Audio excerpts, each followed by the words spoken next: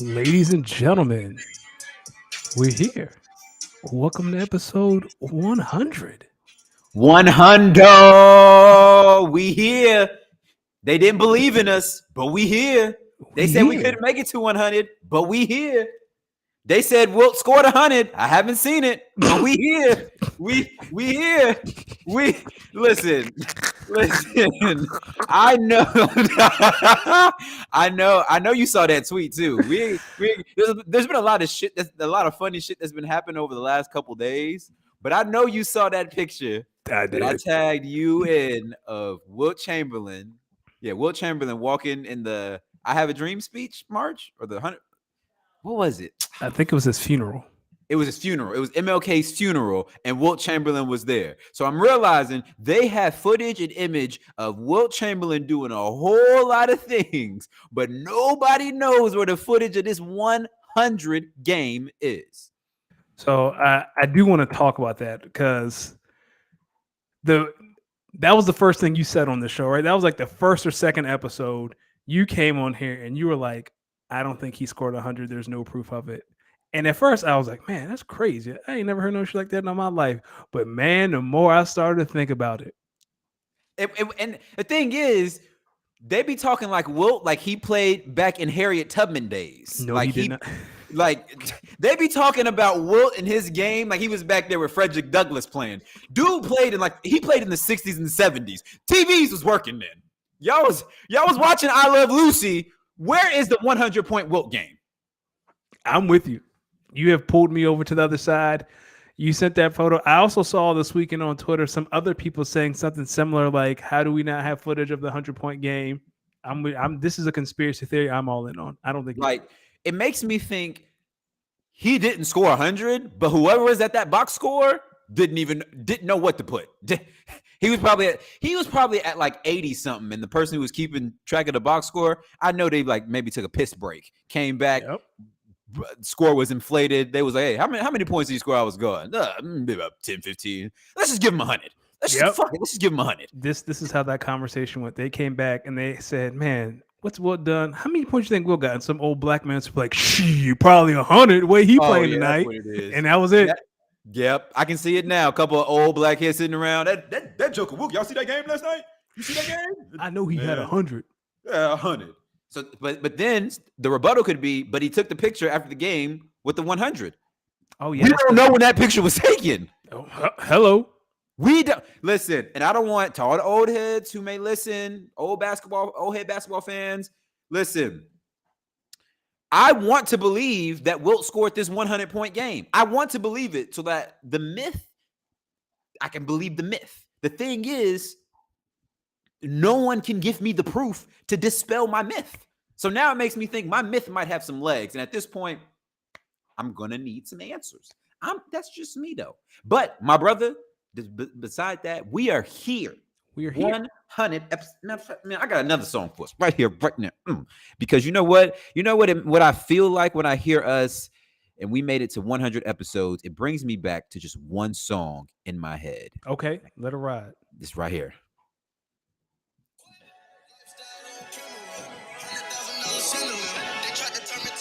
Okay. Okay. Okay.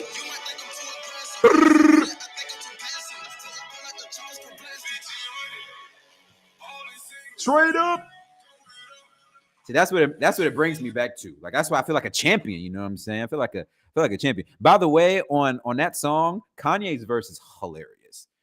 One of these days in the next 100, we're gonna bring somebody up here and we're gonna have a talk about some of the funniest verses by rappers. Because listen, if rappers are artists, right? And comedians are artists. Rappers and comedians are both funny as hell if y'all really, really listen to what they're saying. Like, rappers always kill me when they always talk about, oh, my teacher said I wouldn't be shit. Well, dog, you ain't been to class in about 3 weeks. You fail in the basic multiplication. Well, you can't even complete the multiplication chart table as a quiz. So, what did they think that you was going to do? I'll say this: there's a running joke in my house between me and my wife. The Kanye, I got a dark skinned friend look like Michael Jackson, got a light skinned friend look like Michael Jackson. Funniest bar ever. None funnier than that. None funnier than that. That's the funniest bar ever. Dude. I mean, he could. The thing is, you could replace that with people before I can say this one.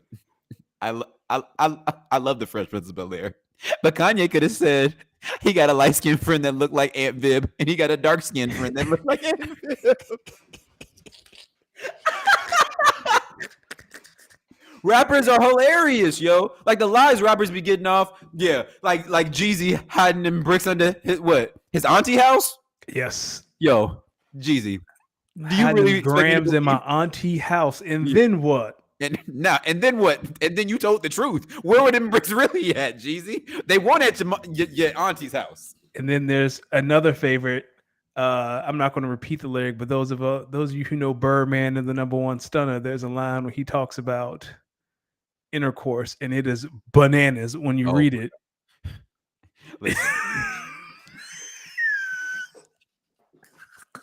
I think I know which one you're talking about. I just want to know who. The thing is, before I'm not going to say the lyrics, but I want to know if Birdman himself wrote that or if someone else wrote it for him. I always want to know what did everyone else in the studio do when Birdman said that into the mic? Like, what? Oh, I mean, if we hear, one more question I have is, what did everyone in the studio say when Gutta got on that song and said, "And I got her N-word grocery bag"? Everyone in there was like, "Wait a minute, excuse." And then the Miley Cyrus line in about 3 years, and about what was he said? In about 10 years, holla at me, Miley Cyrus. I was like, wait a minute, whoa, Mr. Predator, have a seat. Where my man Scott Hansen?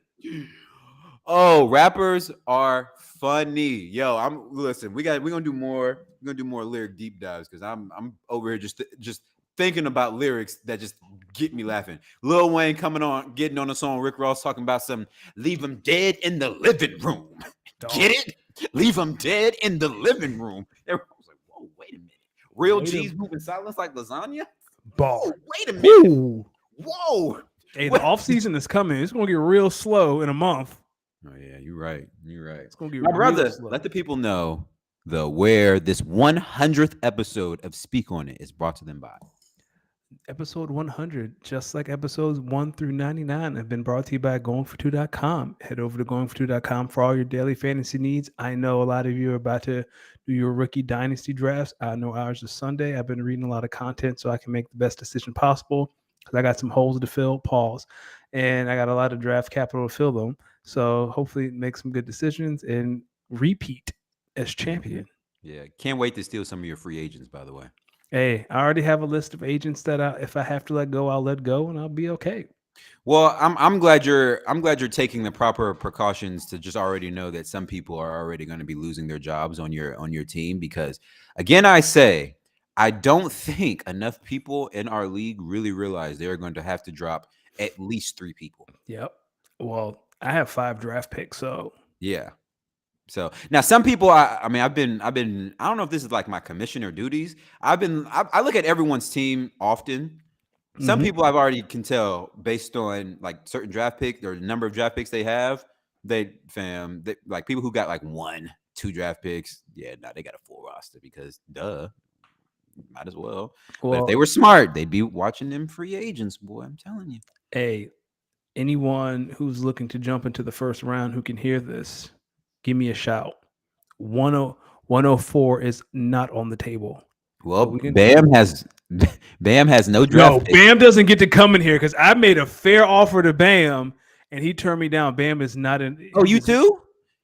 Yeah, yo, because I remember maybe like a month and a half ago, I offered Bam a straight up first round pick for Christian Watson, and he turned it down. And that was the trade offer that made me say, okay, I might be building through the draft because I don't know what y'all are smoking up in here. I offered Bam, I believe 108, Mike Evans, and I believe my 3rd round pick for Stephon Diggs, and he told me no. Damn. He told me no. What? Bam, one of these days, I'm going to need you to explain your team building methods because the thing is, I've seen some of the trades that Bam has been a part of. Some of these offers aren't that bad. It wasn't that bad. No, Bam, it wasn't a 2025 first. It was 108 this year, this Sunday. You know, you can go. You know, there's a spot in the Sleeper app where you can go back and see exactly what trades got accepted and denied. Right? Yeah, hold on, no. Because if that was a slip of the finger on my part, hold on. Let me go to our. Yeah, I offer. I'm sorry, I No, offered he's talking about one. my offer. My Oh, offer okay. was a 2025 first for Okay, Christian Watson. my apologies. I offered 110 Mike Evans and Mike Gesicki. Bam, I'll turn it to 108 if you're interested. A 2025 first can't get you Christian Watson? Should I? Yeah, it's 2023 though. That's 2 years down the line. I wouldn't have done that. Well, I don't have anyway. a first round pick, which is that's another thing. Like people, when I was trying to like trade with people, they'd be like, "I'm trying to get back into the first," and I was like, "Well, I don't have a first, my brother, so I'm literally offering you the best I can." Who wanted to get back in first? Some come talk to me. Yeah. Yes, there's one person I have yet to try to make a deal with, and I feel like he and I are about to engage in conversation. I've also noticed there's one person in our dynasty league that everyone's always like offer sent to. Have yet to hear anyone making that trade, which lets me know either he's ignoring people or y'all ain't meeting the trade requirements by him. I think he more so just ignoring people. But listen, It's gonna be fun. I this learned my year. lesson from last offseason by trading first round picks. Now, I don't know if there's anyone in this draft that I mean, there's obviously some good players in this draft, but I don't know if there's any. I'll put it like this: there's no one in this draft class that I was like, I really, really, really, really want that person on my team. A lot of good players, but there's no one that I'm really ready to sell the house on. That's fair. Now, I will say I'm looking at the top prospects, and I think the prospect I want to take, if he's there at 208, y'all slipped up. That's all I'm gonna say. Y'all slipped up. Y'all slipped up. We'll see how it goes. Bam, 108. Mike Evans. Well, you don't want Mike Evans. 10. We'll talk, but 108 is on the table to get my hands on Stephon Diggs. So that's I'm curious, and then we can. Well, I mean, we're already kind of here in the NFL draft, so I guess this last question is kind of a fair transition. Mike Evans, you've also tried to offer him a trade with me. I denied it because I think my wide receiver room doesn't need like a Mike Evans type, because I could just say Tyreek Hill is my Mike Evans in terms of his longevity. I know what he's going to bring to the table. He's my veteran receiver in the locker room. So I was trying to go a little bit younger. Bam, though, I'm really curious how 108 and Mike Evans. I offered him 110 originally. I am now offering him 108. Well, Bam, I'm gonna listen. I'm the commissioner. I can't really say anything because I don't. But my brother, since we are here talking about the draft, dynasty draft, let's talk about the actual NFL draft, right? So the NFL draft came and gone, and now we are on a fast track to training camps in late July, preseason in August, and the regular season in September. So as we think about last week's draft, tell me, what teams impressed you in this draft? And I'm going to challenge you to not say the Philadelphia Eagles. Well, too bad, because boy, oh boy, was I happy. No, a team that is not Philadelphia that made me really excited. Seattle had a great draft, man. Pete Carroll said, we going back in the time machine. He said he's bringing back that Legion of Doom. Yeah, we do. Hey, man, Geno, don't even worry about it. Legion of Boom. Any team that got their quarterback outside of Houston, the Colts got Anthony Richardson at 4. No problem. The Cardinals were big winners. The Cardinals are all set up next year to draft Caleb Williams and Marvin Harrison Jr. Cardinals fans, you're in for a rough season, right? Jonathan Gannon's probably going to get fired. But think about the light at the end of the tunnel. This time next year, you'll have hope. So, like those teams. Wait, you're saying they're going to fire Jonathan Gannon after 1 year? Yes. Jonathan Gannon, man, he lied. He made up a story during his press conference about a conversation with the Eagles media that never happened. He got in trouble. He lied and said that he did not know the Cardinals wanted him to be their head coach. But it was, we found out that he actually accepted a phone call from the 49ers after the NFC Championship game to talk about the head coaching job. For those who weren't paying attention, the Eagles and the Cardinals swap picks. Like the Eagles, I think, were at the back of either the 4th or 5th round, and as punishment, or the Eagles and Cardinals agree that the Eagles can jump up to like 66 and take that pick from the Cardinals, and the Cardinals will take some late round pick from the Eagles because Jonathan Gannon lied and said he did not know the Cardinals wanted him to be the head coach. But we found out that they called him after the NFC Championship game to talk about the coaching job. That man, he seems to have a habit of That's a stretching. crime? Yeah, that's tampering. You can't talk to a coach who's actively in the playoffs about a coaching position. You can, but you can't get caught. Yo, NFL. Yeah, first off, NFL. That's some weak ass shit. Listen. There's tampering in every sport. That can't get caught though. Yeah, it's true. That's really because I'm like, what? Yeah, like, fam, he could have been just sitting there taking the shit and got a random call from Arizona and answered it. And now it's the Arizona Cardinals. What was he supposed to do? Hey, man, I'm not saying it's a good or a bad rule. I'm just saying lie. Make sure everyone is in on the lie. Why do you think the Cardinals are going to be so quick to pivot from both Jonathan Gannon and Kyler Murray? Well, if they're picking, so they have Houston's first round pick. I don't think Houston's going to be good, and they have their own first round pick. I've seen a lot of mock drafts that have, the Cardinals having the first and second overall pick. And if the Cardinals are picking top 5, I can assume everything has gone to hell with Kyler Murray. But are we forgetting that he hurt his knee? Oh, I know. He's going to be out for most of this season. Listen, if you have the opportunity to draft, if you have the opportunity to draft Caleb Williams, would you do it? No. If I'm the Cardinals, fuck no, actually.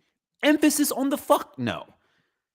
Fam, if you're going to, and I said this last week, if you're the Cardinals and you're thinking about drafting Caleb Williams, well, then you might as well just keep Kyler Murray because that's the same player, just 3, 4, 5 years older. Literally the same player. Now, if you're the Cardinals and you're thinking maybe taking Marvin Harrison Jr. early in the draft with Houston's with your first round pick, that makes total sense to me because that's assuming that DeAndre Hopkins is probably on his way out or probably in the later stages of his career where he's like an AJ Green in Cincinnati, right? Clearly he's still a good receiver, but he may have lost a step. But I don't even think that. I think D-Hop is still pretty good. So I think if they're picking early enough to pick a Marvin Harrison, I think the team overall just isn't where it needs to be in that first year. But in my opinion, if you're going to look at drafting a quarterback prospect like Caleb Williams and you're the Arizona Cardinals, then how is that really an upgrade from Kyler Murray? They are literally the same. I'm not going to say literally. They have very, very, very similar playing styles. Small guys who can run and pass, and have to you kind of have to move them outside of the pocket for them to be the most effective because they're small guys and can't really see over the line of scrimmage like that. Respectfully speaking, obviously, small as in to their height. Yeah, but man, I don't get that. I'll say if Caleb Williams' intangibles are off the charts, then I think that's where the difference lies, right? We've talked about Kyler having to have the homework clause. We've had people talk about Kyler's inability to lead. Like if you have a Caleb Williams who has the intangibles in your mind, then you could talk yourself into, hey, we can trade Kyler to some team slipping or some team probably to San Francisco. Like we can trade him for something and move on with Caleb Williams. Trade him to Tennessee. I don't know. Maybe. I don't know. I think back to your Seattle point, I hate that I was impressed by their draft. I really hate because you know why? I came on here a week ago and I said at pick 13, there's one guy that Packers should take. Don't even think about any other guy. There's one guy you take. Jackson Smith-Njigba. These people took Lucas Van Ness, defensive end, at 13. Yep. Jackson Smith-Njigba fell to 20th, dog. To 20th. Crazy. So now you're telling me a playoff team gets to add Jackson Smith-Njigba to their wide receiver room that includes DK Metcalf and Tyler Lockett. Are you shitting me, dog? It's not fair. Are you shitting me? Like, listen, I was impressed by Seattle. Outside of just not only Jackson Smith-Njigba, I think they got a lot of quality, good defensive players that I think, like we were kind of saying to begin the show, I definitely can see them trying to improve on their defense, trying to bring their defense back to, probably what it was about 10, 11 years ago. Obviously, I think they also took another really, really good corner. I'm forgetting his name off the top of my head, but I think him matching up on the other side of Witherspoon. Witherspoon. Yep. He's from Illinois, played at Yep. Illinois. Yep. So I think him on the other side of Tariq Woolen is like a lockdown corner combination. Yep. Obviously, if they get some good linebacker play, they're going to be right Bobby there. Wagner is back. Bobby Wagner is back. Fucking what's his name? The safety, Jamal Adams. Yeah, they'll get Jamal Adams back and fully healthy next year. So I think Seattle might be in a good spot. I also like the Pittsburgh Steelers and what they did in their draft. I think they went out and were pretty aggressive, but I think they were aggressive in a good way, trying to just build up on depth and talent. Man, I mean, there are a couple teams. I think the Patriots, I'm really intrigued to see what they do with some of their draft picks. I think they were trying to ride a fine line between continuing to build their lockdown defense while also trying to get some pieces for Mac Jones. So, maybe their offense starts to look less like a high school offense and more like an NFL offense. So I'm impressed with a few teams. I'm impressed by a few teams. And let's talk about teams that disappointed us in this draft. Oh, those guys up in Wisconsin. Those guys up in fucking Wisconsin. Let me start by saying this. The only part of the Packers draft that I'm really, really disappointed in is their first round pick. Luke Van Ness, first off, if this guy turns out to be another JJ Watt type, I'm going to be very happy for the team. I'm still going to be upset at the pick, if that makes sense. Yep. Because, fam, we could have had Christian Watson, Romeo Doubs, and Jackson Smith and Njaba all in the same offense. Now, I will say I will say I do like the tight end that both the tight ends we picked up. Really like the tight end from Oregon State. I think he's going to be really, really, really good. I saw a lot of people say he's probably like one of the faster tight ends in the draft, and they say he's got like really, really good hands. So, if that turns out to be a steal, along with Jaden Reed, the wide receiver he took out of Michigan State, then maybe I can understand why they took Lucas Van Ness at 13, right? They felt like there were some other premium position players or other pass catchers, maybe who weren't ranked as high as JSN, that they felt could still contribute in a way. And they felt like, because defensive linemen, I guess defensive linemen are like big booty women. You just cannot have enough of them in your life. You just literally cannot have enough of them in your life. So, that's not true. I am happily married. I don't know what that life is like. There you go. Married men always let it say it. What about teams that didn't impress you? Who were they? A big one. This might be a little bit of a hard line in the sand. The Texans, like giving up. Here's the thing, right? I feel like the Texans, the Will Anderson pick was the DeMeco Ryans pick, and then the CJ Stroud pick was the organization's pick. 1,000%. Huh? 1,000%. I feel like you've seen pick 2 out of the top 3 players, or pick 2 in the top 3 spots. Not often. Here's my thing about the Texans and what they did. You're not going to be good next year. That pick is going to be really high. And you could have put yourself in a position to potentially get Marvin Harrison Jr. next year. And having Marvin Harrison Jr. to help CJ Stroud is a lot more important than having Will Anderson on the defense. Like that's the potential trade-off. When we get to this time next year and the Texans pick is number 3 and Arizona gets their hands on, Marvin Harrison Jr., and you don't have a first round. Well, you do have a first round pick. I forgot whose pick they have next year. I believe it's maybe the Cleveland. Yes, probably Cleveland's from the Deshaun Watson trade. I mean, Cleveland's going to be better than Houston. I just feel like there's no guarantees in the NFL, though. That's true. There's no guarantees, but I think long-term planning, right? Marvin Harrison Jr. is more important to CJ Stroud than having Will Anderson coming off the edge. Like Will Anderson isn't JJ Watt. Like Will Anderson isn't Aaron Donald or Myles Garrett. Like he's not one of these, him. That's him as soon as he steps on the field. I wouldn't have done it. That really, I wasn't a big fan. I know people were praising it. I really didn't like that move in terms of like team building long term. So, man, that's an interesting take. I wasn't expecting that take from you. I actually like both of those picks, and I also think I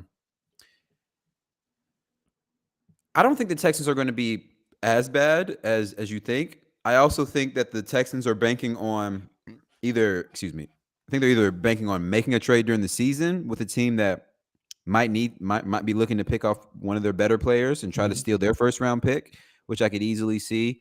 Or I could also see the Texans looking at the entire wide receiver class for next year or potential wide receiver class and say, there's out Marvin Harrison Jr. easily. That's the number one wide receiver probably next year.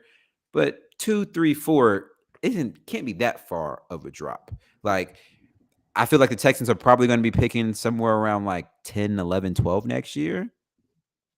I mean, so I guess what I'm saying is it really a disappointment if the team overall improves?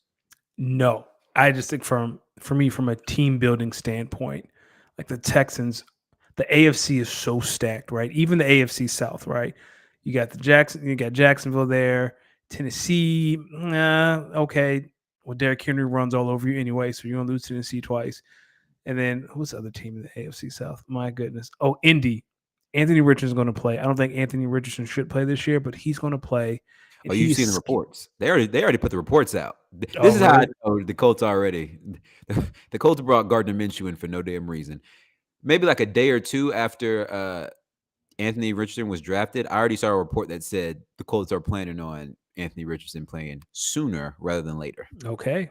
One last thing I'll say is shout out to the Atlanta Falcons. Last week I got on here and I begged that you take Bijan, how fun that offense would be. I think the Falcons are going to win the NFC South. We here. You got me. Falcons. I don't like that Bijan's wearing number 7, by the way. I just felt like I don't like that. I don't like that. Staple. Listen, I'm going to say this. You like that pick by the Falcons? I'm very confused by that pick by the Falcons. Really? Oh, yeah. Yeah. I mean, Tennessee has Derrick Henry, and now Atlanta has Bijan. A workhorse.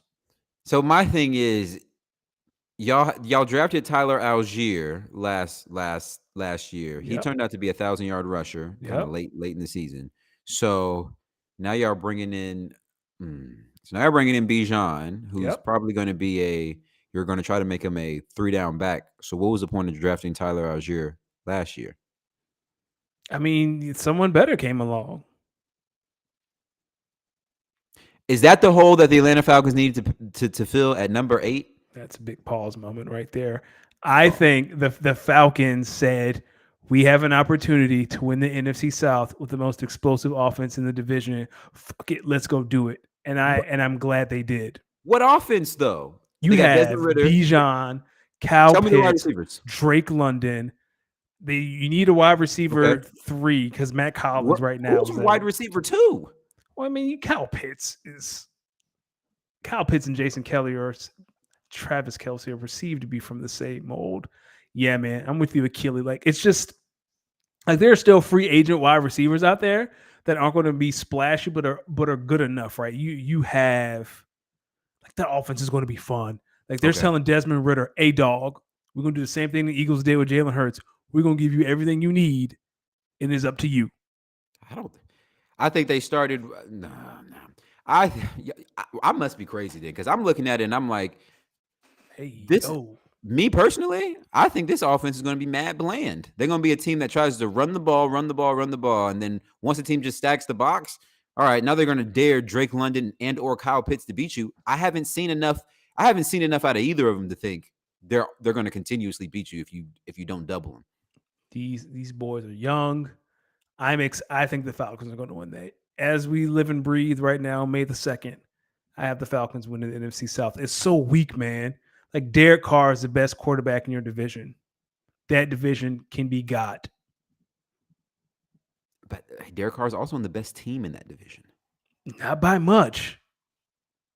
I don't know. I guess, I think the Falcons could have went a better direction with with pick up 108, but they got Bijan. If that's their guy, then that's their guy. But now I'm looking at Tyler Algier. Yo, if you got any shares of Tyler Algier on your fantasy team, I know you mad.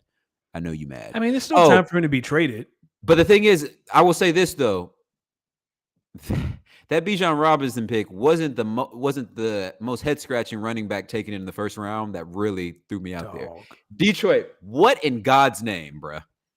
The thing about the Detroit picking Jahmyr Gibbs is that they celebrated as if they got a steal. Dog, he would have been there in the second round. Yes. Yes. End of the first, dog.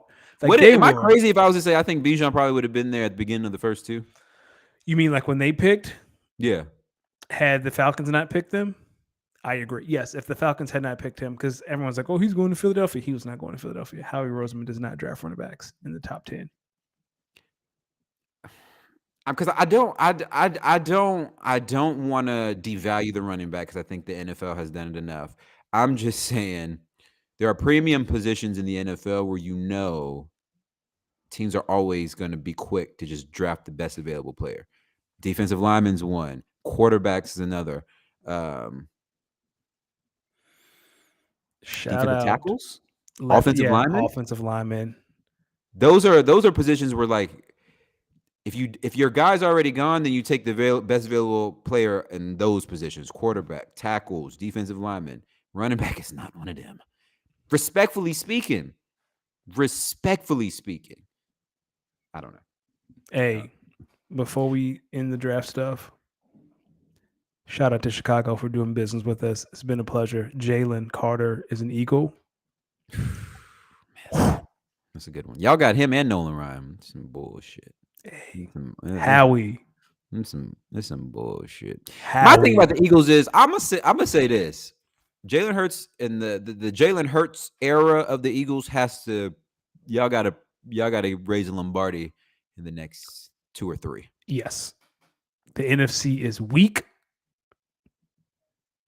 I'm not even saying it because of that. I'm saying it because last year y'all's offense was unstoppable because it was hard for people to game plan how to stop A.J. Brown and Jalen Hurts and the running game and be able to game plan on how to attack y'all's defense. I think as the years go by, well, I mean, same thing that happened with Tampa. Once Tampa exposed how to beat Patty Mahomes, what folks do? They said, oh, this is the game plan to beat them? Bet. Once I feel like the Chiefs did y'all a disservice in figuring it out. This is how you beat them. Y'all got 2 or 3 years because once one team figures it out, it's a copycat league. This upcoming season, y'all at least 1 or 2 other teams outside of your division, because your division teams are just going to know how to beat you because they play you twice. 1 or 2 teams outside of your division are going to figure out how to beat the Eagles. Then once that happens, now we're talking about something. Everything we do is to beat Patrick in the Super Bowl. That's all that matters. Y'all got to get back there.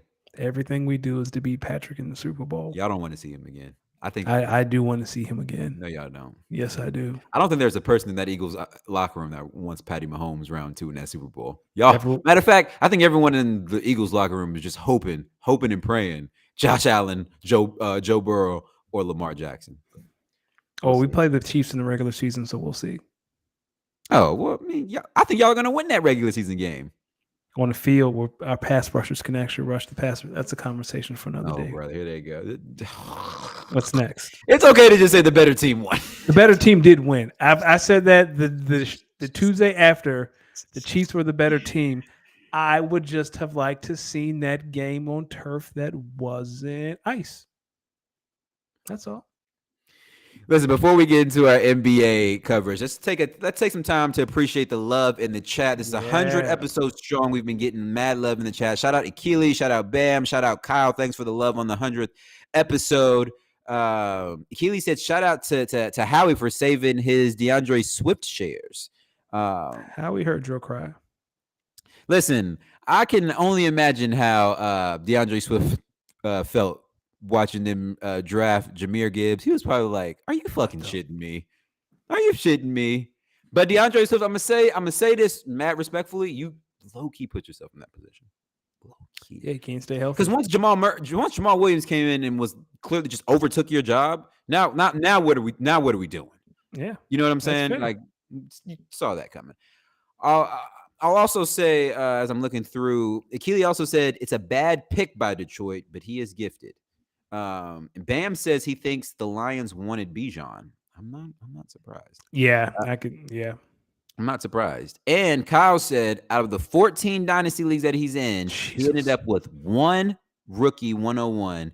So he only gets one share of Bijan. So, hey, man, I hope it works out. And you and Akili really think that this Bijan to Atlanta pick makes sense. We'll see. I love it. We will see. Oh, and Akili, I didn't lose the glasses for the anniversary episode. I forgot to take my contacts out. That's usually what I do on Tuesdays. Is usually a glasses day for me. I forgot to take my contacts out, so that's why. That is why. NBA time. Are you ready, my brother? Let's do it.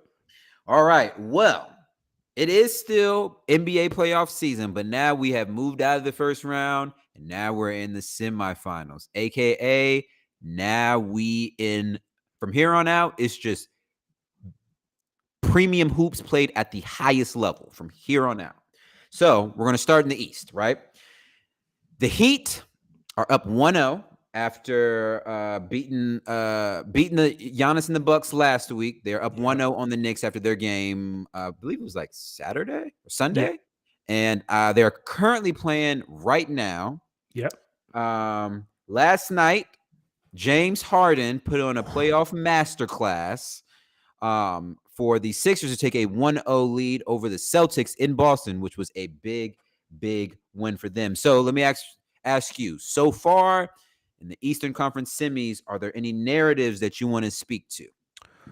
I wish Jimmy Butler wasn't hurt tonight, because we were really gonna start pushing these Jimmy Butler narratives, and I was here for it. Not right now. James Harden has to do it again. Now, if James Harden goes out game 2 and does something similar, and they go home up 2 on the Celtics, James Harden, playoff Harden, not totally put to bed, but we're getting closer to putting playoff Harden to bed. If he goes up 2 on the Celtics with another masterclass like he did last night. Shout out to Tyrese Maxey. I don't have anything right now. Right now, we're just still filling each other out. Pause. Listen, my brother, you getting some wild bars off today. Yeah, it's 100 episodes. We spitting tonight. Right now, the Heat are up on the Knicks without Jimmy Butler. Let me tell you something. If the Knicks Heat don't do this. Do not do this. Make a run to the Eastern Conference Finals and potentially the finals, dog, Heat culture is going to crucify all of us, because I've always said Heat culture is fraudulent, and it is. It's like Patriots culture. Everyone was like, "Yo, when Tom Brady leaves, this Patriots school's gonna be dead." They came back the next year. They might have made the playoffs, but they've been in the gutter since. But they haven't. They've been on the gutter because of their offense, not their defense. Their defense has kept them in the playoff race for most of the season since Tom Brady has left. That's true. Do you have any narratives? I guess for me, I'm gonna start with Miami and New York. So I thought after the Heat won game 1, I was sitting there and I'm like, man, the Heat, I wonder what it is about how they play that really gives people fits. Like what are they doing in the postseason this season that's giving Milwaukee fits, is giving the New York Knicks fits? It's because they're playing sound quality basketball, and they don't beat themselves often. I think that is what I've seen happen to a lot of playoff teams. I'm sorry, but I'll go back to the Timberwolves. I can talk about the Phoenix Suns. Some of these teams have lost games. Memphis Grizzlies. Some of these teams have lost games because they straight up beat themselves. So I want to applaud the Heat because they're playing sound, really good basketball. Jimmy Butler told us after their play-in game versus Toronto, before they went up to Milwaukee and played game 1, he said, "We're a good team. If we play good basketball, I think we have a chance to play or beat anybody." He said it. No one wanted to believe him, but he said it. He won't wrong. I'm at a point now. The Heat are leading the NBA postseason in scoring per game. Can you believe that? Can you believe this is a team that stunk offensively? Now you get to the postseason, get that hooping. Eric Spoelstra is the best coach. He's up there. He is up there. Boston and Philly, the real Eastern Conference Finals, in my opinion. Yes. Listen, Boston, you shouldn't win games. I mean, you shouldn't lose games after playing like how y'all did yesterday. You shot 60% from the field, and you still lose the game. You know what that sounds like to me? You beat yourself. And Boston, they've done this 2 out of the last 3 games. The game 5 versus Atlanta in Boston, and game 1 yesterday in Boston versus the Sixers. Man, they seem like they just beat themselves. That Malcolm Brogdon turnover late in the 4th quarter, dog. I dropped to my knees like Lil Durk in the video, bro. And I think Jaylen Brown only took like 2 or 3 shots in the second half or something like that. Like he needs the thing is watching the game, the Celtics were the better team on the floor against the Sixers last night. They lost the game in the last minute. Akili just said it. They lost the game in the last 45 seconds. Literally, they lost the game in the last 45 seconds. This is my thing about Boston. Top to bottom roster-wise and just watching them play, they are the favorites to win. Like in my opinion, Boston is easily the favorites to win this whole thing. But they got to lock the fuck in and stay locked the fuck in for 48 minutes. Because when they locked in this, I personally don't think there's a team that can beat them. I need them to slaughter Joker. So yes, I'm with you. Well, he's got to make it there. But man, I'm gonna tell you like this. This is why losing that first game is bigger for Boston than it is for Philly.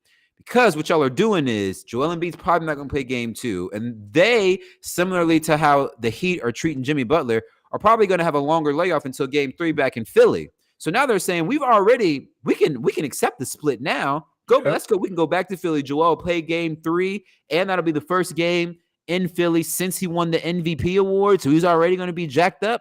Oh, brother. MVP and B. Hey, shout out to everyone that got the Vorp dorks out of here. And this should be his second MVP, but it's okay. It is his first. Congrats. I've been seeing a whole lot of about damn times for Joel Embiid, including coming from me. Pause. Yes.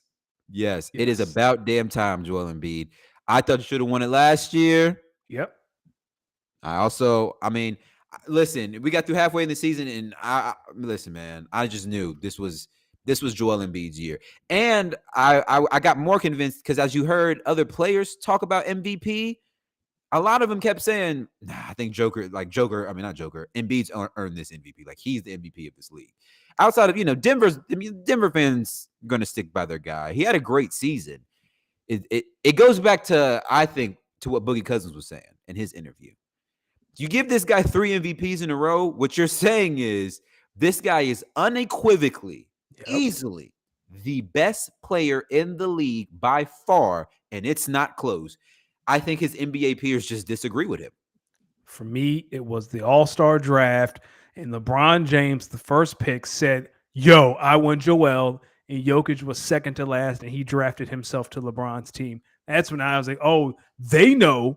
They know. His peers know. Hopefully everyone else takes notice, and they did. Congrats, Joel. Yeah, man. I'm so glad the Vorp, man. I don't care about no Vorp. I don't care about no Raptor. I don't care about none of that shit. Joel's MVP. Now, we'll say this. Who was the last MVP to win who was the last MVP to win the finals that same year? Ooh, I don't know. Was it Steph? Was it Steph? His last one, I believe, came in 2016, and we know what happened that year. Wasn't Giannis. It hasn't been Joker. It might be Bron. Maybe Bron. It might be Bron. Research. Who was the last person to win regular season MVP and then go on to win the finals? It'd be a good one. Speaking of Bron, let's shift to the West. Let's do it. Let's shift to the West. The Nuggets lead the Suns 2-0 after that beat down yesterday. And the Lakers and Warriors Lake Show. I'm sorry, my brother. Your team's not in the playoffs, so I can't. It's okay. It's okay. Anything about the Mavs, but the Lakers and the Golden State Warriors begin their series probably at 10 p.m. Eastern. Curry in 2015. It was Curry. Oh, that was right because they did win in 2015. He didn't win MVP though. He didn't win Finals MVP. That's what it was. Andre Iguodala won it. Okay. Yes. Thank you, Kyle. Great nugget there. But yeah, the Lakers and the Warriors begin their series at 10 p.m. Eastern time today. I'm really, really excited for this Lakers-Warriors matchup. I think last week I was saying I wanted the Warriors-Lakers matchup, and I think that was one of my talking points last week. I was like, the league wants the Lakers and the Warriors. Yes, they do. Yo, I'm gonna tell everyone right now and clip this. Somebody clip this because I'm gonna come back to this. You run the social for us. You go. You're right, I do. In a week and a half, I guarantee there's going to be a report that comes out and says the Lakers-Warriors series is the most watched NBA playoffs series, not outside of the finals, since XYZ. I guarantee it. You know why? Because during the regular season, the Lakers and Warriors always get primetime matchups. Do y'all know why? Because the Lakers and the Warriors have one of the most biggest fan bases. They have the biggest fan draws.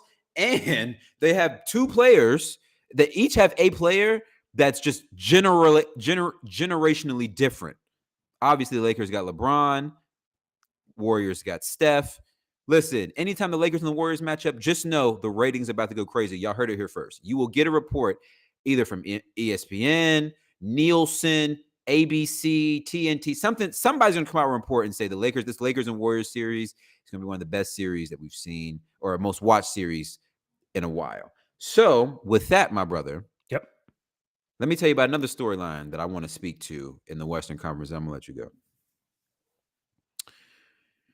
Phoenix, y'all made this trade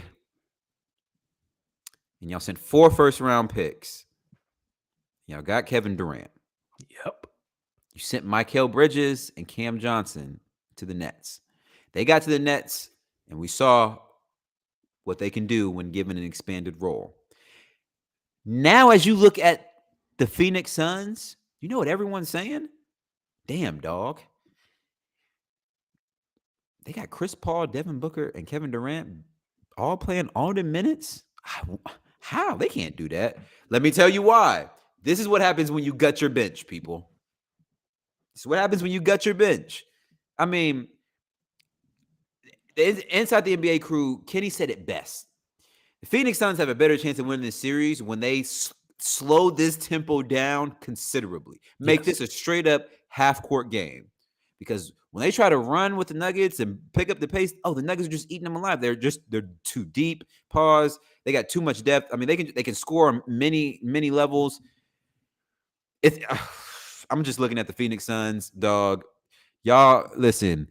Y'all need a somewhat healthy Chris Paul from 10 years ago. Yep. And y'all need Jesus. Y'all need Jesus to beat this Denver Nuggets team. And he's retired. His jersey in the tomb in the rafters.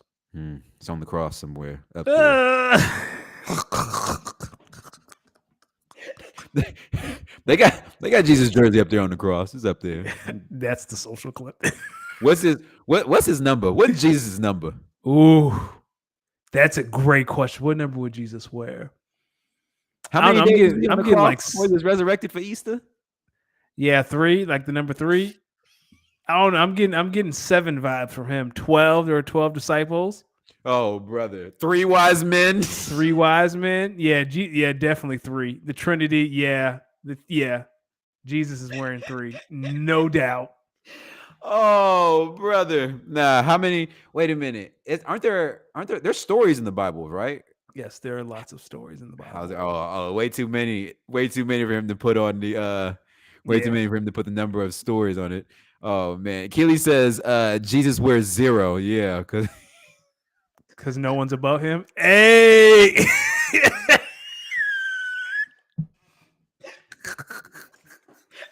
Nah, he might do the double zeros though. Yeah, he might be.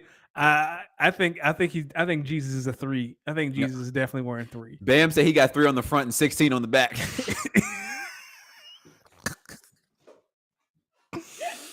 Yeah, we're definitely getting close to blasphemy. Nah, but no, for real, Phoenix, y'all need help, man.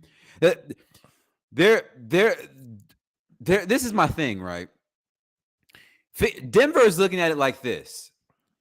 We'll let Devin Booker and Kevin Durant go for 60 between the two of them. Somebody else beat us. That is all Denver is saying. Yo, did you hear the little, apparently, and this is what I heard from my sources, so we can credit this under Cox sources.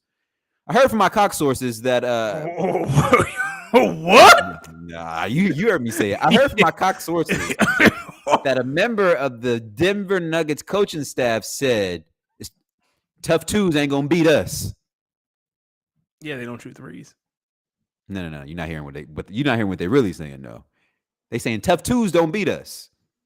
They basically saying that little dribble shoot or dribble sidestep pass, get the ball back, shoot shit that y'all be doing in Phoenix ain't gonna work against us. Don't work in the altitude. Don't work against that altitude. They just said they got too much depth. Too much depth. And what's crazy was I was really excited for this series more than the Lakers and the Warriors. And now this series is going to go 5 games. Oh, if Phoenix is lucky. This series is going to go 5 games. Lakers and Warriors is 2 teams filled with old men. You know what that tells me? That's a 7-game series. Yep. That is a 7-game series. Oh, man. Can I push a narrative? And we're not going to let you just gloss over saying Cox sources. Like okay, I'm going to let everyone know now. When I don't know the source and I didn't see it from like a credible news source and I just saw it, Cox sources. Cox sources. Big pause. I got it from Ballsack Sports. Big pause. So many pauses. No, that's a real account though. That's a real. So many. So if this were around the horn, you'd be muted. No. Mute. He be muting them with ease too. What you say? So no, I don't want to hear that. No, I don't like that. Get out of here. I don't like that. Mute. Let me ask you something. So, yeah, Achilles said you're wilding for that Cox sourcism. Yes, he is, Achilles. He is wilding. So let me ask you something about this Lakers Warriors matchup, right? Yep. Because obviously this is, a lot of people are excited to see the Lakers versus the Warriors, but a lot of people, especially the basketball savants, are excited to see part 5 of LeBron versus Steph, right? Yep. Obviously, we all know Steph and the Warriors have the edge in like overall record versus LeBron, but I think a lot of people kind of recognize that LeBron's 1 title versus them is a little bit more impressive than their 3 that they won versus Bron, respectfully. Yep. So I guess what I want to ask you is, how do you see, no matter the result of this series, where do you think this puts Bron and Steph's legacy in terms of matching up versus each other, and where you think this kind of puts them on a legacy thing? Both got 4 rings. Yep. You know? I think their legacies are cemented no matter what happens. I think this is just a great cherry on top of a low-key great rivalry of the 2010s. I'm just excited to see them go at it. I'm really excited to see Anthony Davis versus Draymond, Looney versus not Anthony Davis and Draymond, and then also Anthony Davis against Looney. I'm really interested to see, especially Game 7. Seemed like the Warriors in the third quarter got every offensive rebound. I'm just intrigued to see how they're going to match up over a 7-game series. The Kings. No, go ahead. I was just like, is it a hey, we'll let Steph get his because they really don't have. We're going to put Russell on Steph. Like who's going to guard Steph? You can put Schroeder on Steph. They're going to put the Vandalorian on him. They're going to put Jared Vanderbilt on him. I mean, I could. Or you say, hey, Clay, you beat us, and if you beat us, you just beat us. I'm just really intrigued. Like I am, I like to go to bed. I like to get my rest, but I am staying up to at least watch the first quarter of the game tonight. I think they're going to put Austin Reeves on Clay. I think they're going to put Jared Vanderbilt on Steph.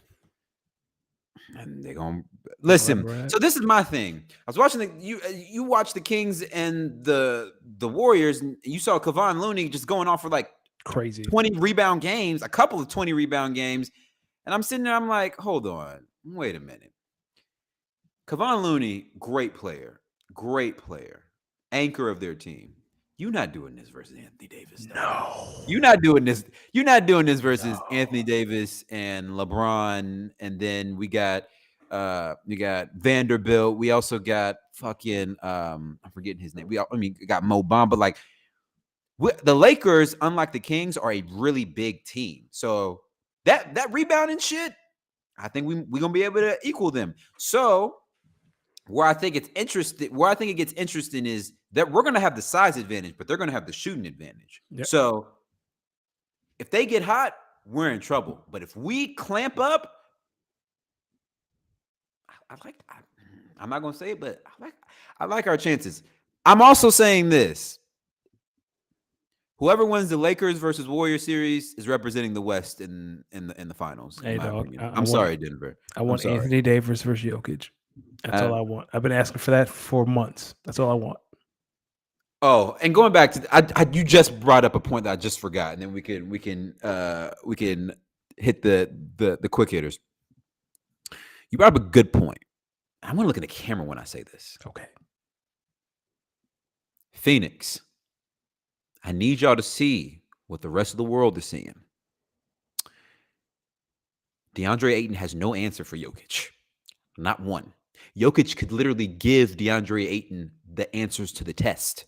He still wouldn't have the answers to beat him. Y'all got to try something different. There are like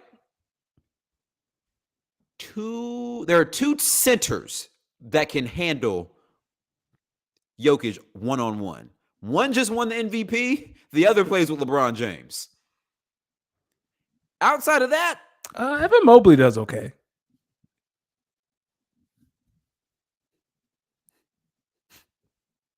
My argument against take it back. No, take it back because you do not mean that.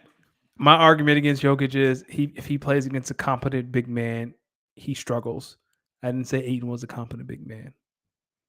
There aren't many competent big men in the league. And there's two. No, there's three if you include Jokic. There's two that play against Jokic. One just won the MVP, and the other plays with LeBron. I'm very excited for that match. Jokic, listen, you give Jokic some time to game plan against Evan Mobley, he's putting that man in a blend cycle. Man, he will have Evan Mobley wishing that LeBron was back on that team. I promise you. Can I push a narrative really quickly? Go ahead. Luka tried to tell y'all last year that Devin Booker is not him. Jokic about to confirm it. Jamal Murray about to confirm it. Excuse me. So it's funny because, in my opinion, because Jamal Murray didn't have a good game yesterday, which is funny. Think about this. Kevin Durant had 24, 25. Booker had 35. They still lost by like 10 last night, which goes back to what I was saying about, I think that's what Denver's game plan is. Between Booker and KD, y'all two can get 60 together. The rest of y'all got to beat us. CP3, we're looking at you. You got to beat us. DeAndre Ayton, you got to beat us. And then I'm going to take it a step further. The Denver Nuggets is looking at the rest of that roster. They're picking up that motherfucking roster just like this. Devin Booker, Kevin Durant, DeAndre Ayton, Chris Paul, Wainwright. Who? Campaign who? Get these niggas the fuck out of here. What? That's what they saying. Fam, the Denver Nuggets, listen. They don't take anyone that's not named Kevin Durant and Devin Booker seriously in Denver. And that's my opinion. And I'm watching the game, dog. They're not afraid of anybody that's not Kevin Durant and Devin Booker. Hey, all I know is Devin Booker going to be sent home with another embarrassing playoff loss. And it was funny is this time it's not really his fault because he been hooping. Yeah. Him and KD have been hooping. The rest of their team, listen, Monty, I want to see Monty Williams at some point win a championship. Dude's a great dude. He is. Great coach. Anytime I hear him talk, I'm like, yo, I don't want to play for that guy. So I don't think it's going to be y'all's year, but hey, we could be in a week's time. This thing could be knotted up at 2-2 going to a game 5 in Denver. This is a whole different story now. But I was gonna say, people of Phoenix, at least you have the Mercury, but they're not gonna be good this year either. So I ain't got nothing for you. Cardinals gonna be trash. Sorry. That's why you got to win championships when you got that window, because you're never guaranteed. You're never guaranteed. All right, ready to get into our quick hitter? Oh, brother. Wait, before we get to the quick hitters, I gotta talk about a few comments that I saw. Bam said, "I'm interested in seeing more Draymond versus Poole drama." Yes. Yo, do you remember the Warriors? It just dawned on me. It literally just dawned on me earlier before we start the pod. You remember the Warriors gave Jordan Poole a fat contract. A contract so fat that he actually got punched in the chin for talking a little bit too spicy because of that contract. You know? And did you see the video of like Draymond's trying to say something to him? He like pushes him off. Good for you, Jordan. I wouldn't want to talk to a man who punched me in the face, who sucker punched me either. He ain't sucker punch. He stood right in front of you. No, that was a sucker punch. Nah, he stood. Well, what they say, you don't expect teach a man how to squabble. You don't expect that from a teammate. No one saw that coming. Yeah, what they say. What did the referee tell both boxers in a boxing ring? Keep your hands up at all times. Defend yourself. You got to defend yourself. But you're going into a fight. Yeah, but but that's the thing. If you're talking some shit to somebody, if you and somebody else are talking some shit back and forth, you in the back of your mind should be thinking, what if this goes AWOL? You should at least just have that one. Like, if this shit pop off, I should. And if you see somebody kind of inching a little bit closer to what, you got to. That's the thing. You gotta be ready for it. Listen, Jordan Poole did not play well that first series. If they're gonna be successful versus the Lakers, Jordan Poole has to play a lot better than he did. He be coming down the lane all out of control, careless turnovers. Jordan, you got to clean that up, brother. Well, you know what? You know what's going to be the difference? Ain't no baddies in Sacramento. There are going to be lots of baddies in LA and San Francisco. We know how Jordan Poole play when the baddies on court side. Hey, we gonna get some master classes from Jordan. And while you bring up Sacramento and LA, I need a lot of you basketball fans, stop fucking complaining about the scheduling of the Western Conference semifinals. Let me tell y'all a couple things. One, the NBA has to start conference finals by a certain date because they're contractually obligated by the TV networks that these are aired on. They're also contractually obligated to start the NBA finals on a particular date because ABC has those specific periods of time blocked off for them. Start by saying that. Second, Sacramento and San Francisco are maybe like no more than maybe a 2 or 3 hour drive between each other, if that. So how long do you think the flight is between San Francisco and Sacramento? 30 minutes. If that. So it makes sense why some of those games were a little bit closer versus the Lakers, who are having to travel to Memphis, Tennessee. Still doesn't make sense to me. I granted they were in Vancouver and then they moved to Memphis. But it's no reason why Memphis should be in the Western Conference and Chicago is in the East. That makes zero sense. Exactly. Now, my next point about this. If Sacramento and San Francisco is maybe like a 30-minute to an hour-long plane ride, then you can only imagine that the 5-hour drive from the Bay to LA is probably like a 1.5, 2-hour flight. Something like that. Okay. I don't know how many of y'all have flown before. But a 2-hour flight, you can do that in your sleep. You can do that in your sleep. The NBA is not giving professional athletes 2 or 3 days like that just because, you know what I'm saying? Like, y'all, they telling these boys, go handle your business. Go handle your business. So Bam asked, if it's so close, why couldn't Draymond go watch LeBron break the scoring record? Because Steph said, hey, man, that's the enemy. And that was also in the regular season in February. They could have been on a road trip If they were at home, it's different. Steph said, hey, man, it's already in your mouth. Don't put it too far in your mouth. Chill out, fam. Hey, yo. You can't listen. You don't get to say you get your cock sources and then me. Hey, listen, shout out to my cock sources out here. Shout out to my cock sources because I'm gonna keep spreading. Achille, y'all, come get your boy. All right, you ready to hit our quick hitter section? Because we got some funny ones in here, so I know we about to laugh like shit. Let's start out with something serious though. So, Giannis, after the Bucks lost to the Heat in 5 games, he gave a really, really impassionate speech about there being no such thing as failures in sports, that there's no such thing, right? And this speech made waves around the internet. And there were basically 2 ways of looking at it. There are the people who were like, I see what Giannis is saying. That is tough. I like that. Like, that makes a lot of sense. And there were a lot of people that were saying Jordan and Kobe would never say some bullshit like that. Never, which is a lie because Kobe kind of said something similar. But they basically said the same thing. So I want to ask you, is this a big deal or no deal, Giannis' speech?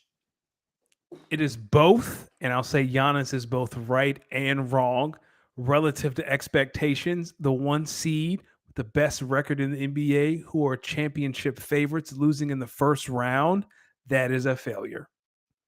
In regards to what Giannis is saying about looking at the bigger picture and adding some perspective, he is correct. Like, he is saying something, especially someone with Giannis's background, right? You can say the same thing for Jimmy Butler, someone who has had a hard life, who has worked hard, and now they have more money than they'll ever spend, and they don't have to worry about anything financial ever again. It'll never be a failure, like in his eyes. But in regards to expectations, yeah, dog, you lost to the 8 seed with their second best player breaking his hand. The only game that your team won is when you were hurt. Every time you were on the floor, you lost to the Heat. Dog, that is a failure. Man, I'm on the opposite. I don't think this is a big deal. I think like you play to win. You do play to win. And there's no basketball player, there's no professional, there's no athlete in general who plays their sport to lose. Correct.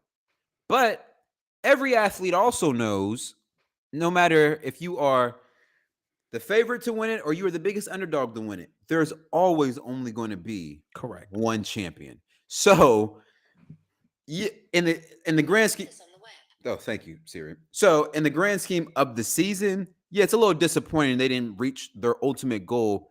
But I'm with Giannis.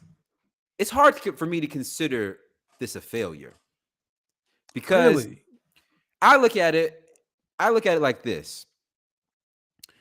Yes.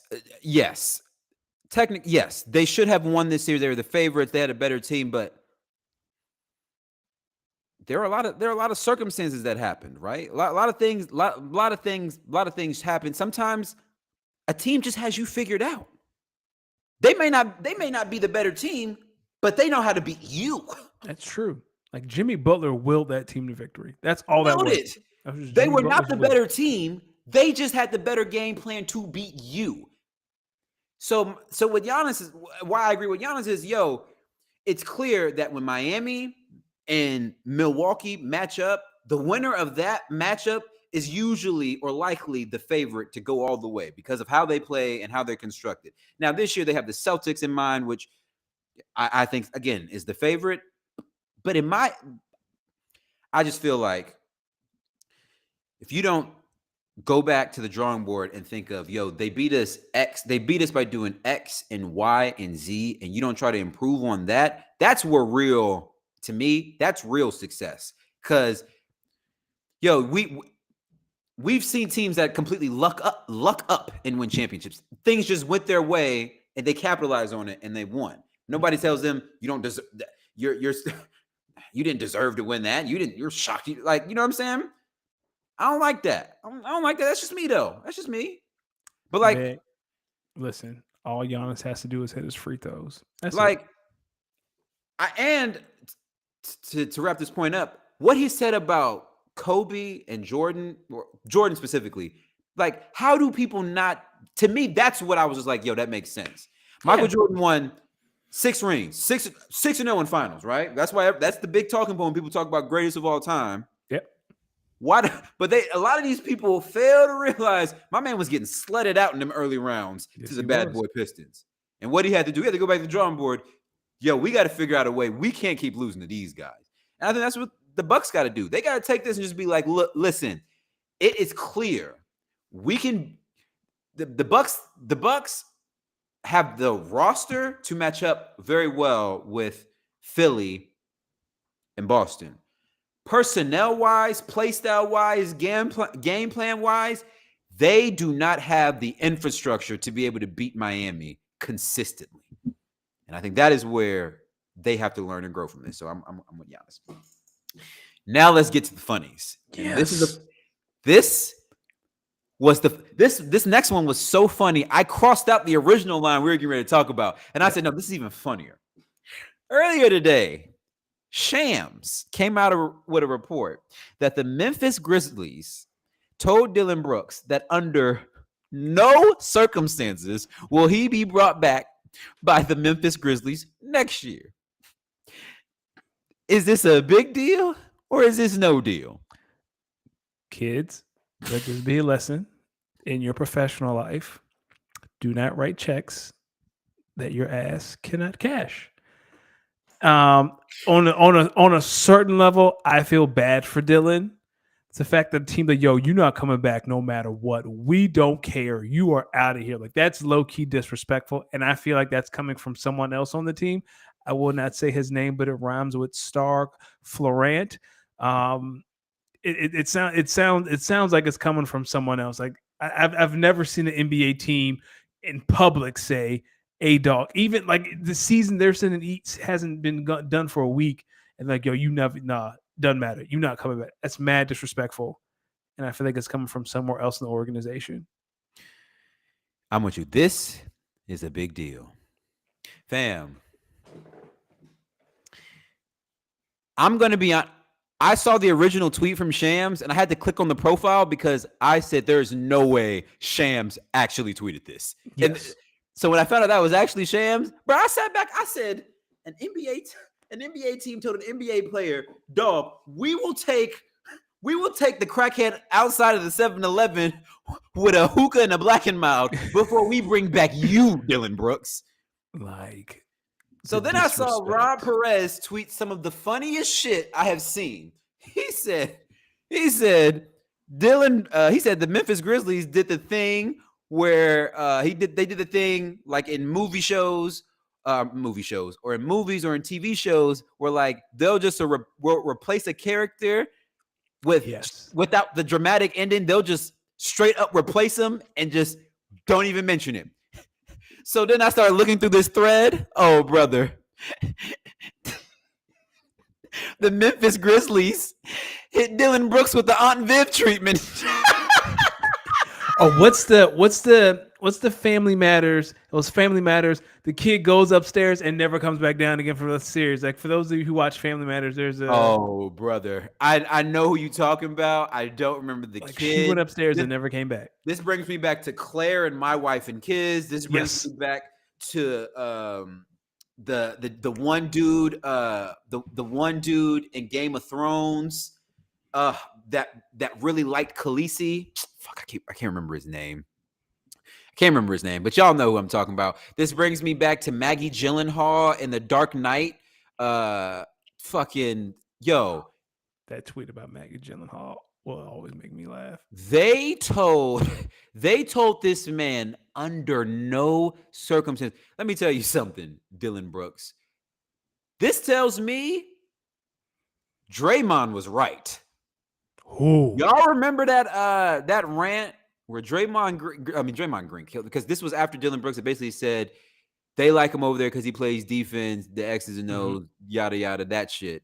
Draymond Green responded. They was like, Draymond Green basically said, yo, the reason why the Memphis Grizzlies will never win is because they depend on you to help them win. He said the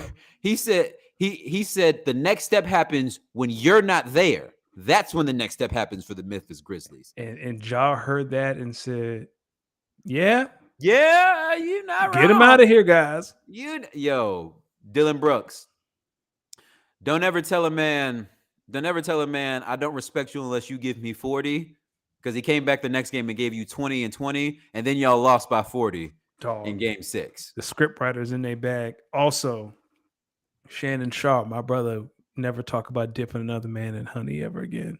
Huh? You didn't see the Twitter comment on Instagram? I'll send it to you. You know what? I'll send it to you. I'm gonna let Jesus take the wheel on that one. Dipping a man in honey. Where does your cock sources get that information from? Whoa.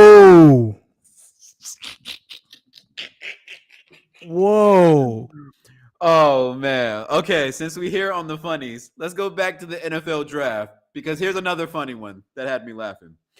Last week, Will Levis was sitting in that draft room.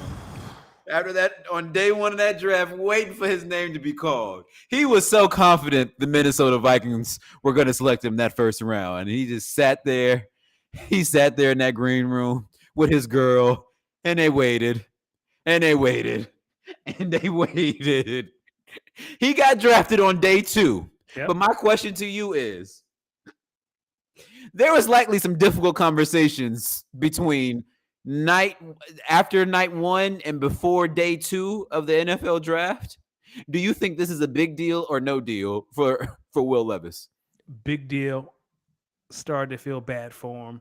Somebody lied to him. Someone told him something that was not true. But for me, his girlfriend, and we talked about this during the draft, his girlfriend thought real long and hard about should I stay with this man right now? Because her eyes were wandering, like they kept going back. She was looking at everybody in that green room but him.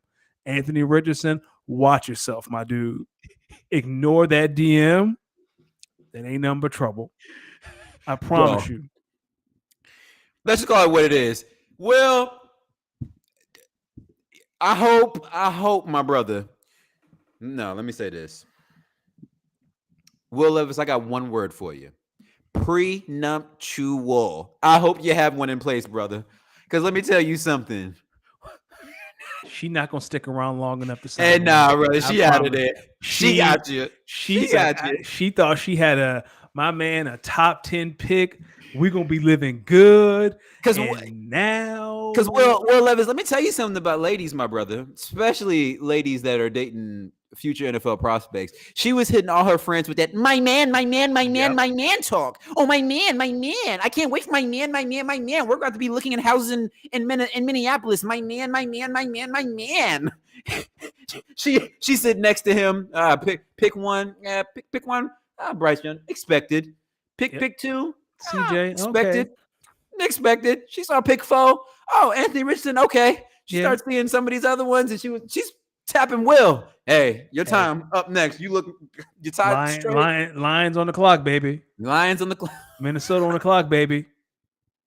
Tennessee on the clock, baby. Yeah, she was like, all right. Like she got down to about 20, 25. She was like, oh, she's probably looking at Will Levis like, nah, some of these teams don't even need quarterbacks. What the fuck's going on here? Dog, like when Tampa passed on him, I was like, she's probably looking at him like she was like, yo, listen.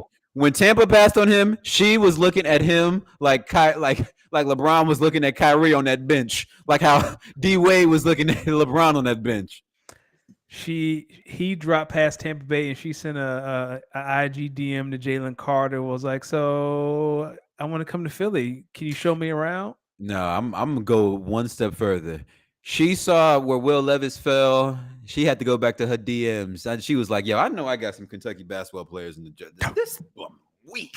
This month. Hey, Tyrese, I used to hang out with Tyrese Maxey. What he doing?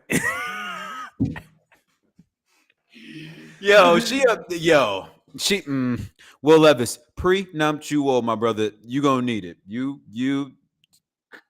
gonna need it, brother. She saw Anthony Richardson walk by and she was like, damn, they really are built different. I know she was like, damn. What is the weather like in Indianapolis around this? Oh, they play in a dome too? Oh, I can do that. Hey, but now she in Tennessee. Brother. Oh, brother. All right. Lamar Jackson is now the highest paid player in the league. Let me say it again. Lamar Jackson is now the highest paid player in the league. So this is a trend. Black quarterbacks. They told us at one point we could not play the position well and at a high level. And now I believe 2 of the top 3 highest paid quarterbacks are black quarterbacks, or actually the top 3. No, it's Lamar, Hurts, Aaron Rodgers. And then Deshaun somewhere in there. In that top 5, yeah. Is this a big deal or no deal? Oh, big deal. Big deal. Just the history of it. Like you said, right? Can't play the position. Mobile quarterbacks will never be tried to turn him into a wide receiver. Yeah, he should play a wide receiver. He should have got an agent, and I was in that group saying he should have got an agent. He beat all that. He got his money. I'm very happy for Lamar. Playing in a system that wants to run the ball. Playing in a system that wants to run the ball, and then playing finally a front office that's decided to get him some weapons and go out and draft premium resources into getting him weapons. I'm excited for Baltimore. I'm excited for this offense. I'm excited to see Lamar Jackson flourish. The AFC just got a lot better, as if it could get any better, but like it's a big deal. Yeah, no, this is a huge deal. Major congrats to Lamar. I think this is very well deserved. I think when you look at what Lamar brings, not only just on the field, but off the field, right? His leadership, he doesn't really get in a lot of trouble. He's everything that you would want in a starting quarterback in this league. And I just want to commend him again, because listen, man, it's hard to get paid in the NFL. It's hard to get a second contract in the NFL. Lamar Jackson just got both. And and they tried to tell him that he could not be an NFL quarterback. And not only that, shout out to the Ravens, because now it makes sense why y'all went out and signed Odell. Makes sense why y'all went and drafted Zay Flowers. Rashad Bateman, I'm gonna be honest with you. Your front office don't like you, brother. Your time is coming to a short end. They thinking of ways to get you up out of there. You got one more season though, but Rashad Bateman, they trying to get you up out of there, dog. I'm excited for. I'm with you. I'm excited to see where Baltimore goes next year. As someone who has Lamar Jackson as his dynasty quarterback, man, I'm hype. I'm really really hype. I think this is going to be. I think it's going to be really really good. You know, I think this not only helps my Lamar Jackson shares, also helps my Mark Andrews share. So now I'm looking back on that trade I made with you last season, and I'm like, all right, well this makes sense. I mean, let's run it back. So, man, shout out to Lamar. Shout out to Lamar. NHL playoffs. Yeah, man. Where's Kyle at? Kyle talked about the Maple Leafs playing earlier. Yeah, he said what did he say? I think I saw it. He said that the Toronto Maple Leafs are playing in the second round of the Stanley Cup playoffs for the first time in 18 years, and I'm here watching the show. Of course, Kyle, we always love you, my brother. Yeah, man. I mean, I was able to catch a couple of the NHL playoff games over the last week. I had a couple thoughts. Let's start back in Boston. If everyone was talking shit about the 2016 Golden State Warriors or the 2007 Patriots or the Milwaukee Bucks from this year, you're going to have to extend some of that slander to the Boston Bruins. If that's what this is about, they set a record for most wins in an NHL season to get bounced first round game 7. Now, I will say, after doing some research, I found out that the Florida Panthers are like one of 2 teams that actually gave the Boston Bruins fits during the regular season. So, similarly to my point with Milwaukee and Miami, the Bruins are the better team than the Panthers. The Panthers just have the better game plan against you than other teams do. Yep. I will say I watched that game from the third period in overtime, and it's been a long time since I had that much fun. Oh, yeah, it was so much fun. It was so much fun. I actually tweeted that I was watching hockey and how much fun it was. On here, we have you have Seattle up next. Yo, dog, those are the coolest uniforms I've ever seen. Yep. Like I would buy a Seattle Kraken jersey. Well, I mean, they did defeat the defending Stanley Cup champions. That was my second talking point. So, which I also believe that series went to 7 too. That was a game. So, I believe that was a game 7 too. Listen, that's another set of defending champions that had to go to 7 games. We saw one defending champion win their game in the Golden State Warriors. Colorado, it just be like that sometimes. Now, let me ask you something. Do you think the Colorado Avalanche look at their season like a failure? I don't know. That's a good question. I'd leave that to Kyle. But yeah, I mean, again, like I get Giannis's point, but like if you go ask the Bruins right now, was the season a failure? Yeah, I think they're looking at it. I think it's the verbiage that throws me off. A disappointment, I can agree with. A failure, no. I can't say failure because you accomplished something. Relevant to expectations. Walk away by, say what? Relevant to expectations. Getting bounced in the first round when you are the favorite to win it all. And that's why I say I would think that's more disappointment than failure. Nah, that's a failure. I feel like that's a failure. You didn't lose like in the conference finals in 7, right? Like, okay, that is an opponent that is on your level theoretically. But so this is my thing. All the teams that make the playoffs are good teams. That's why they make the playoffs, right? Yeah, but let's not forget. So the Heat were the 7 seed. They lost to the Hawks, and then they were down double digits to Toronto. Like if you're the Bucks, you just lost to a team that was 5 minutes away from not making the playoffs. That's true. That's true. Fair enough. And then the Rangers and the Devils had a game 7 yesterday, and I believe the New Jersey Devils won that game. So much fun, man. Like playoff hockey is so fun. I'm not gonna lie. Playoff hockey is. I will say this. How the hell do y'all, like, through and through hockey fans, watch hockey and can keep up with where the puck is going, dog. I just Dog, be out I there had watching. so much trouble. I'll be just watching. I'll be like, what? No, it's over there. I see it. How do you know when they score? For me, it's like, oh, score. Like the announcers are right on the goal. And I was like, how do you know it's a goal? Yo, bro, they've probably been watching so much hockey, they can just tell. They can tell. Also, I ain't gonna hold you. I was watching hockey. I saw a few of them hockey fights, dog. I was like an old uncle at a fight. I was in that bit like, nah, but you gotta, yeah, you ain't hitting them with it. You just put it, yeah, you ain't getting them. Get them, yeah. Any team that wants to learn, any hockey team that wants to learn how to properly fight on the ice, call Los, and he'll hire him as a coach. He's your fighting coordinator, your fighting specialist. I'll show you what to do. What do you think will happen if the NFL allowed more Cortland Finnegan, Andre Johnson-esque fights during games? Here's the thing about fighting in the NFL. You're wearing a helmet. Exactly. That's why why would you want to punch a helmet? That's always my question.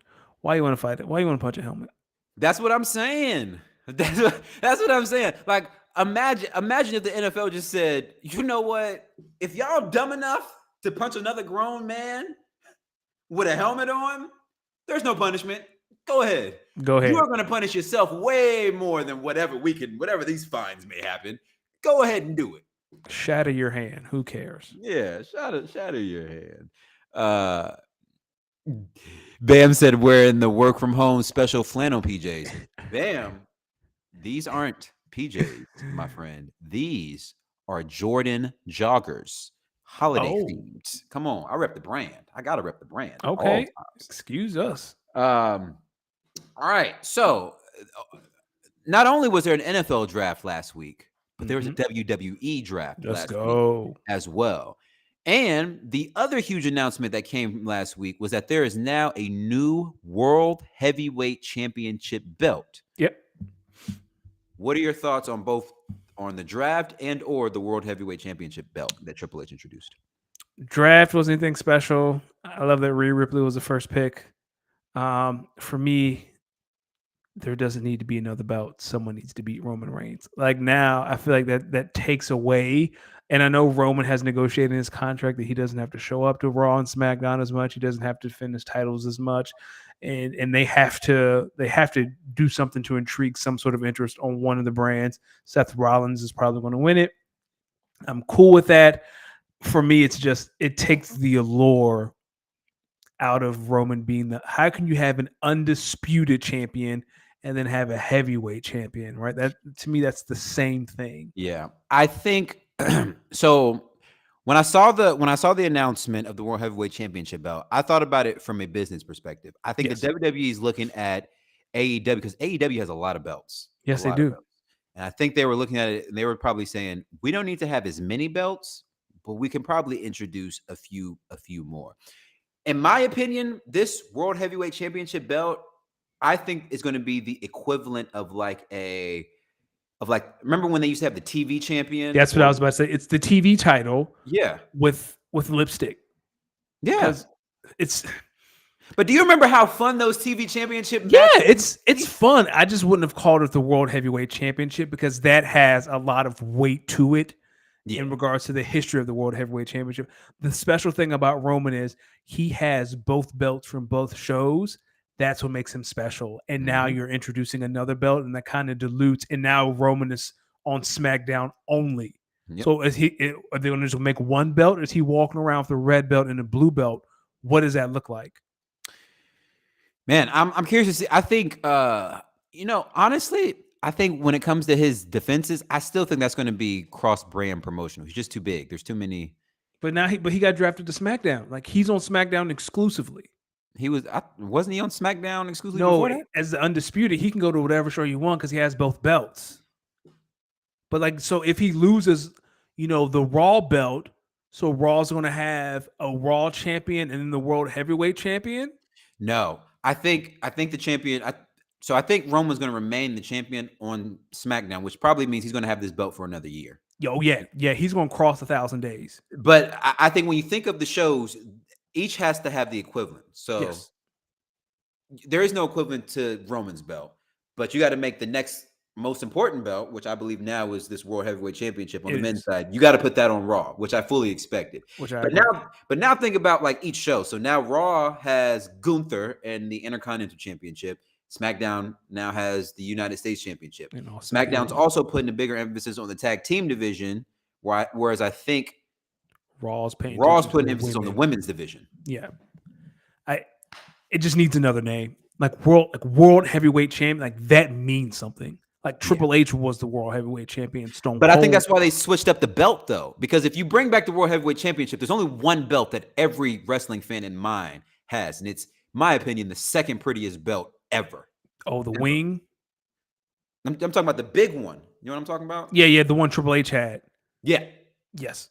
Like that's probably the second prettiest belt behind the John Cena spinner belt. Still the best. No, it's still the best. The winged eagle's the best. My question to that is, so what happens when Roman goes after that belt? Because he has to. But you saw them foreshadowing that, right? Right, like he has to. Like that's probably WrestleMania next year. Seth and Roman. I think that's more of a SummerSlam thing. You think you can write this story for a long time. Like Yeah. Seth has to win it. Seth has to defend it long enough, not to be credible, but to add something to it. And now we're talking Royal Rumble. They cross paths, and we're talking like SummerSlam is going to be Seth versus, I'm trying to, maybe like a Solo, or maybe someone on Raw, like maybe a Gunther. I don't know. Like SummerSlam has to be Seth and the second biggest star on Raw, and then we can start building. Because the bloodline. Then you would have to imagine though, if Seth wins it at like a SummerSlam Survivor Series, it'll be Seth versus Roman, just a champion versus champion sort of fight. No belt on the line. Nah, I can't have that. If those two go at it, it's something. It has to be the highest stakes. Like so, the rest of the year, the bloodline is going to crumble. Like that's SummerSlam, right? The bloodline story ends at SummerSlam. Seth beats the second biggest star on Raw at SummerSlam. We make it to the rest of the year. Royal Rumble, we can start planting the seeds of champion versus champion for all the marbles. That would. That's my thing. I don't know if Triple H wants to. I don't think one person. He doesn't want to, but if he wants to tell a good story, that's the story you tell. But I also don't get how you would even book that. Oh, the Universal Championship, that's two belts in one, and then there's the World Heavyweight Championship. Well, see, again, and that goes back to what we were talking about earlier, right? Like, so if Steph beat Roman at WrestleMania, theoretically, would he get the red belt from Roman? Like, what does that look like? So now Seth has the Raw Championship and the World Heavyweight Championship. So why doesn't that make him the undisputed champion, right? There are two. You can only have two belts, and we have three right now. We got to get rid of one of them. No, I think you're looking at those two belts of Roman's as two championships, but the way they look at it is that is one belt that in their mind, that's one belt, but you just get the benefit of wearing both. But that's one belt in their eyes. They need to merge it. They need to have, because three belts, even if their mind it's three tangible belts, that's not it. Like you need two. Yeah. Like you need two. Or if you have two, though, you can do what they're doing, and you can just ensure that when Roman defends his belt, it's never for just one. Because if he loses one, that monks up everything. That's true. So it always has to be defended by both. That's true.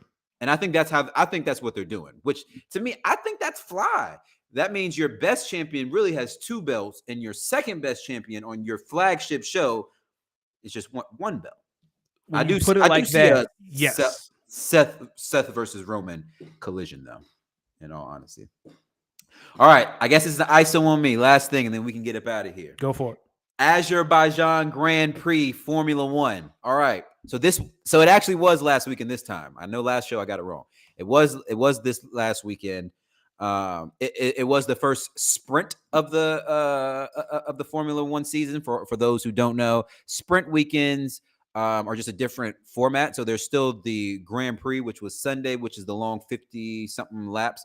The sprint is like a shorter version of the Grand Prix. So it's only like 17, 18 laps around. And I think you have to use like a used set of like soft tires, obviously because you got to use soft tires. There's like certain tire restrictions on the sprint races. Either way, it was a good weekend. Good weekend for Red Bull. Again, I say Red Bull has built a fucking rocket, and the rest of the grid just has to catch up. They have no answer. This is like Red Bull's car is essentially like if you had a starting lineup of Steph Curry, Kobe Bryant, LeBron James, Tim Duncan, and Shaq. Jesus. That is what that car is like. It is unfair and it is unbelievable. Sergio Perez, aka Checo Perez, won both the sprint and the Grand Prix, which is big for him because now he is right in the thick of a drivers' championship battle with his own teammate, the defending champion, Max Verstappen, aka Red Bull is running away with the Constructors' Championship. The only driver on the grid that ever stands a chance, like that has stood a chance so far, is Charles Leclerc from Ferrari. Ferrari are like the Los Angeles Chargers. They should be good, but you just know that if something can go wrong, it's going to go wrong. Oof. But when it goes right, they always have a fighting chance. And I'm just looking at Mercedes, fam. Mercedes is just like that old head on the block that's still good enough to give you 15 he's still good enough to give you 15, but not in their prime to give you 25 like they used to. That's what Mercedes is. Chris Paul. Okay. Mercedes is Chris Paul right now. Like, still serviceable, still a really good team, but they're just not where they were. And it's tough, man. I think Sir Lewis and George had the best outcomes they could have had, but man, Red Bull is so far ahead of the field. I don't know, man. We got some work to do. But I do think Mercedes is closer to Ferrari than Ferrari is to Red Bull. Okay. So I think once we hopefully the upgrades come in. I think they're saying the next big upgrade for Mercedes car will come at Baku. So not this upcoming weekend in Miami, actually, which is the second ever Miami Grand Prix. I don't know, man. I don't know. How can we watch this since it's Miami? Oh, this is going to be it's going to be on ESPN. All these races are on ESPN. Okay. If you're living in the US, all of them are on ESPN. It's just where they are in the world when they're racing will really depend on where and when you watch it. For example, I'm on the West Coast, as you know. The Azerbaijan Grand Prix started at 4 a.m. my time. Okay. I had to roll over in bed with crusty eyes and turn it on. But like when they go to like Europe, oh man, bro, I gotta wake up just as early. But then like when they go to like fucking Japan or Singapore or some of these other countries, I just got to stay up late to watch it. Yeah. So just depends on where that's what I think. That's honestly, to me, that's one of the biggest draws for me to the sport because they're all over the world. So if you really want to watch it, you're going to find a way to watch it.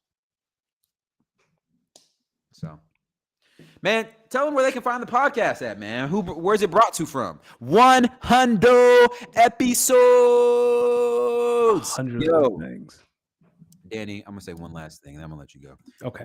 I just want to continue to not only thank all the incredible fans who show up week in and week out, show us love on social. I want to thank my man, Danny Ocean, man. I remember, when you came to me with the idea of us doing a podcast, doing something on a weekly basis, you have the opportunity. I just want to say I appreciate you extending the hand to want to partner, and man, it's a pleasure and it's a blessing to be here with you every Tuesday. You my dog. You know that though. We've been cool for a while, but man, it's always amazing. I love our times on Tuesday and I always look forward to it. So I just want to make sure I said that to you, my brother. And vice versa. You could have told me no. You could have said fuck off, but you didn't. And this has been fun. It's been a great journey. I'm looking forward to the next 100. Special shout out to a few people. Jeff for extending the opportunity. Jeff came to me and was like, "Hey, you want to do something?" I was like, "Absolutely." And then Kyle has been rocking with us since day one. Kyle has been researched since day one. So Kyle, thank you very much. Everyone else that's been joining in, Bam, Keely, our weekly contributors. Thank you all for showing us love. It means the world to me. I'm sure it means the world to D that y'all do. Like, it's a Tuesday night. You could be doing anything, right? Yep. But you guys consistently pull up You consistently download and listen to the show, so it means the world to both of us. So thanks to everyone involved. And then for this next 100, we promise you guys, we'll bring some guests on. We'll bring promise. I know I feel like we say that like every milestone. It was like 25. We're bringing more guests. 50. We'll bring on more guests. 75. We're bringing more guests. Yeah, we promise 100. Tuesday. This next 100, we're gonna do better. And for any of you guys that are weekly contributors, if you're ever interested in joining Danny and I for a Tuesday, never ever be afraid to send us a DM and just be like, hey, you guys have any open slots? Because we'll find a date to have you guys on. We'll even let you speak on something that's close to your heart. Like if you want to go on a rant, please go for it. Please do. Yeah, please do. Oh man.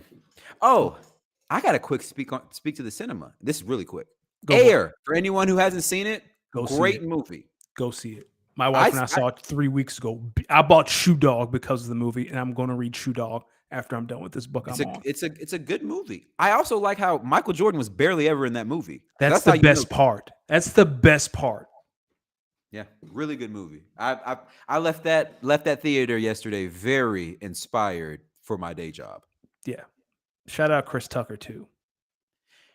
You met Chris Tucker? No, I didn't meet Chris Tucker, but the guy that Chris Tucker played, Howard White, I've met him before. Wow. Yes. When I was out here back in 2017, I met Howard White. He was actually really, really nice. He still works at the company. Really, really nice guy. He said I was raised from a great family. And I also think he's from Virginia, by the way. Virginia, North Carolina. Yeah, he's from Virginia, North Carolina. Shut up. Damn, that's crazy. Yep.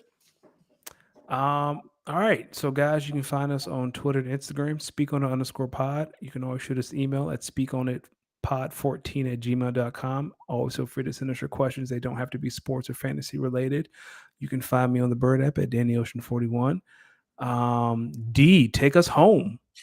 Oh, guys, make sure you follow me at LosDemix. That's LOSDEEMIX. Man, I can't really stress how thankful we are for you guys week in and week out. I was gonna play Champions again, but I think I may go another route. Okay.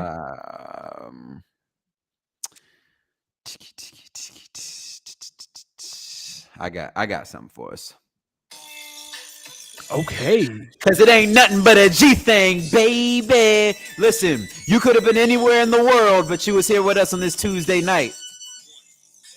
3 to the 4. Snoop Dogg. Thank you all for the love and support. Here's to another 100. Catch y'all next week.